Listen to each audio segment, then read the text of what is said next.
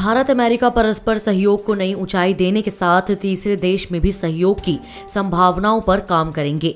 Bharat America ने जिस तरह से अपने सहयोग को विस्तारित करने का मन बनाया है, वह चीन को बहुत चुभ सकता है। सूत्रों ने कहा है कि चीन का दखल और आक्रामकता कई देशों में लगातार बढ़ रहा है। ऐसे में भारत और अमेरिका की हिंद प्रशांत क्षेत्र में सुरक्षा और सामरिक रणनीति के लिहाज से काफी महत्वपूर्ण हो सकती है। सूत्रों ने कहा कि चीन का व्यवहार दक्षिण चीन सागर और पूर्व चीन सागर में क्षेत्रीय विवादों को जन्म दे रहा है। लद्दाख में चीनी सेना की आक्रामकता के अलावा ताइवान सहित एशिया और यूरोप के कुछ देशों में भी चीनी व्यवहार को लेकर चिंता है। क्वाड के देश इस आक्रामकता के खिलाफ अलग तरीके से काम कर रहे हैं। 2+2 बैठक में भी चीनी आक्रामकता पर चर्चा हुई। हालांकि रणनीति के तहत भारत ने चीन का नाम नहीं लिया, लेकिन अमेरिका खुलकर चीन को घेर रहा है। बांका जिले के 5 विधानसभा क्षेत्र में आज यानी बुधवार को मतदान शुरू हो गया है। वोटरों ने मन ही मन मत मंथन कर लिया है। 5 सीटों पर मुकाबला कड़ा है। यह बात मैदान में डटे चुनावी महारथियों को भी पता है।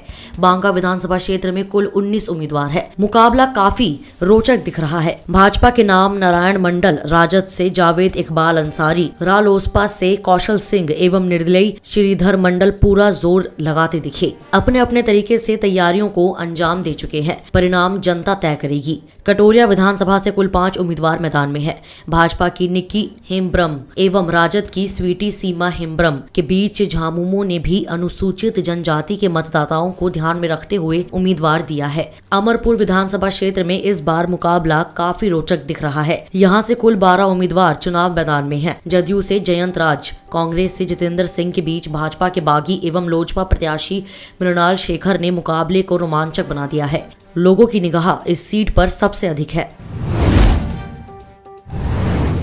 शहरों में खतरनाक स्तर पर पहुंच रहे वायु प्रदूषण को नियंत्रित करने के लिए सरकार अनूठी पहल करने जा रही है। इसके तहत सड़कों पर दौड़ते वाहनों के उत्सर्जन का पता लगाने के लिए remote sensing device monitoring system लागू करने की योजना है। इसमें सेंसर की मदद से वाहन का श्रेणी, ईंधन का प्रकार, नंबर प्लेट, रफ्तार, फास्टैग आईडी, उत्सर्जन मानक आदि का पता किया जा सकेगा। खास बात यह है कि तय मानक से अधिक प्रदूषण फैला रहे वाहनों के ड्राइवरों को SMS के जरिए अलर्ट मैसेज भी भेजा जाएगा। सड़क परिवहन व राजमार्ग मंत्रालय ने इस बाबत सितंबर में अंतिम मसौदा जारी कर दिया है। Remote sensing device for on board emission monitoring system विषयक मसौदा में सड़कों पर चल रहे वाहनों के द्वारा वायु प्रदूषण नियंत्रण करने के दिशा निर्देश जारी किए गए हैं। इस विषय से जुड़े मंत्रालय के एक वरिष्ठ अधिकारी ने बताया कि रिमोट सेंसिंग डिवाइस एक मोबाइल यूनिट होगी जो शहरों में अलग अलग स्थानों पर लगाई जाएगी। इसका पायलट प्रोजेक्ट दिल्ली से शुरू किया जाएगा। सफलता मिलने पर देश के प्रमुख व बड़े शहरों में RSD व्यवस्था को लागू किया जाएगा।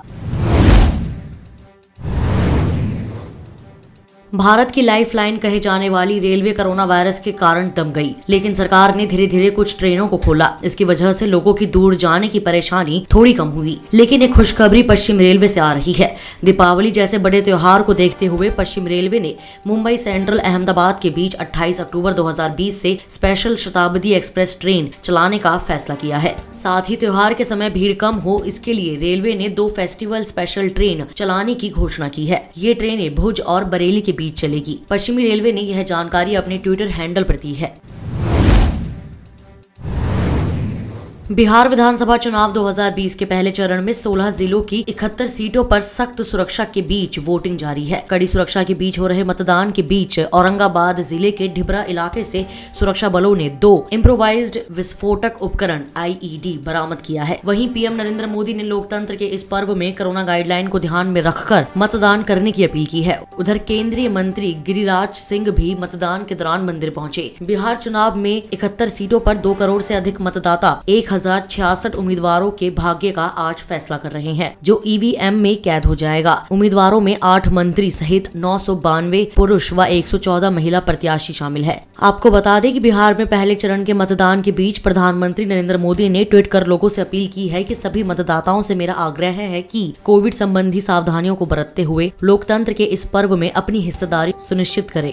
2 गज की दूरी का ध्यान रखें, मास्क जरूर पहने। याद रखें, पहले मतदान फिर जलपान। इस वीडियो में इतना ही। मैं कोमल, पंजाब केसरी दिल्ली से। अगर आपको हमारी ये खबर जानकारी पूर्ण लगे तो हमारे फेसबुक पेज punjabkesari.com को लाइक करें, और अगर आप हमारी ये वीडियो यूट्यूब पर देख रहे हैं तो हमारे चैनल को सब्सक्राइब करना ना भूलें।